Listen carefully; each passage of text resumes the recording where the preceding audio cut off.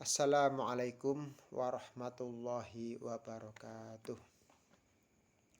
Nama saya Aziz Kusyairi, kelas A6, nomor induk mahasiswa 23811300208. Di sini saya akan menjawab pertanyaan dari ilmu Al-Qur'an. Pertanyaan yang pertama, yakni bagaimana proses turunnya Al-Qur'an dan secara kodifikasinya. Proses turunnya Al-Quran sendiri dibagi menjadi dua tahap. Yang pertama adalah dari Lauhul Mahfud ke Baitul Izzah secara keseluruhan dan turun sekaligus yang terjadi pada malam Lailatul Qadar. Allah Subhanahu wa taala menjelaskan secara umum tentang turunnya Al-Quran pada surat Al-Baqarah ayat 185 yang berbunyi A'udzubillahi minasyaitonirrajim. Syahrul Ramadan alladzi unsila fihil Qur'an.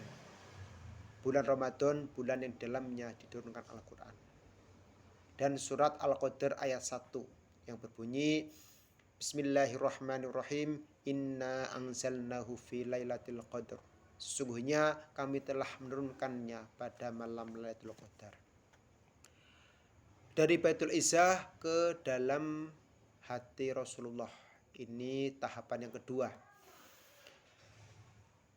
Melalui malaikat Jibril alaihissalam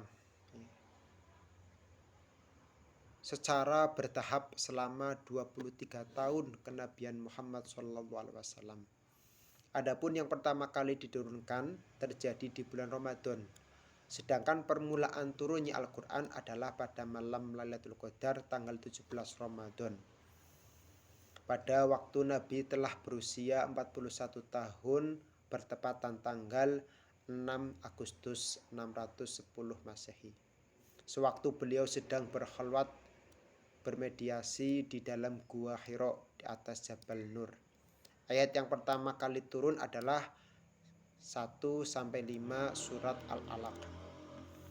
Sedangkan wahyu yang terakhir yang diterima Nabi Muhammad SAW adalah surat Al-Maidah ayat 3. Pada waktu Nabi sedang berwukuf di Arafah melakukan haji wada pada tanggal 9 Dzulhijjah 10 Hijriah. Kodifikasi Al-Quran sudah dimulai sejak zaman Nabi Muhammad SAW masih hidup. Saat itu kodifikasi dilakukan dengan dua cara, yakni hafalan dan penulisan. Setelah menerima ayat Al-Quran, Nabi Muhammad membacakan kepada para sahabat. Ayat-ayat yang dibacakan Rasulullah kemudian dihafal dan dipahami serta diamalkan dalam kehidupan sehari-hari. Sahabat yang telah hafal Al-Quran jumlahnya sangat banyak dan sebagian diantaranya dikirim ke berbagai daerah untuk mengajarkannya. Karena kodifikasi dengan cara dihafal sangat rawan untuk dilupakan, penulisan Al-Quran juga telah dimulai pada masa Rasulullah SAW. Hanya saja pada masa ini catatan ayat Al-Quran masih terpisah-pisah pada media yang beraneka ragam. Sahabat ada yang menulis di potongan kulit, pelepah korma, daun lontar, lempengan tulang, batu, dan potongan kertas kuno.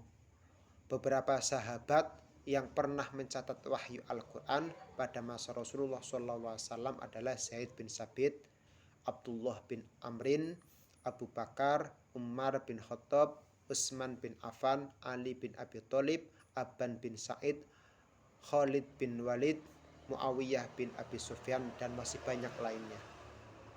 Ketika Nabi Muhammad SAW wafat pada tahun 632 Masehi, ayat Al-Quran telah terpelihara dalam hafalan dan catatan para sahabat. Setelah itu ditindaklanjuti kodifikasi periode kedua pada masa Khalifah Abu Bakar. Salah satu hal yang melatar belakangi kodifikasi Al-Quran pada masa Abu Bakar adalah banyaknya penghafal Al-Quran yang gugur dalam perang Yamamah.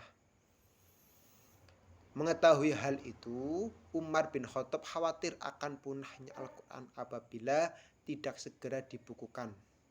Umar bin Khattab menyampaikan kekhawatirannya kepada Khalifah Abu Bakar.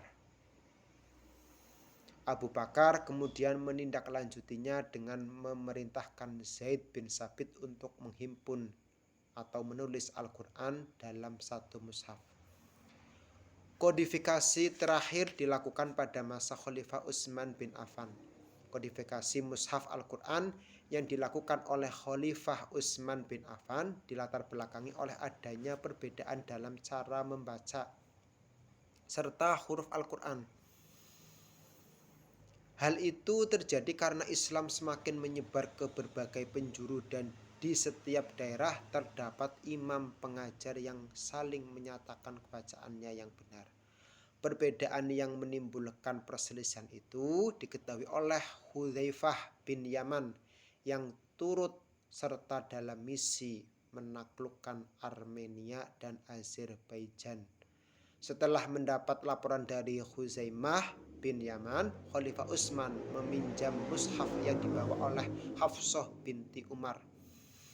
Utsman kemudian membentuk tim pembukuan Al-Quran yang terdiri dari Zaid bin Sabit, Abdullah bin Zubair, Sa'id bin As, dan Abdurrahman bin Harith bin Hisham.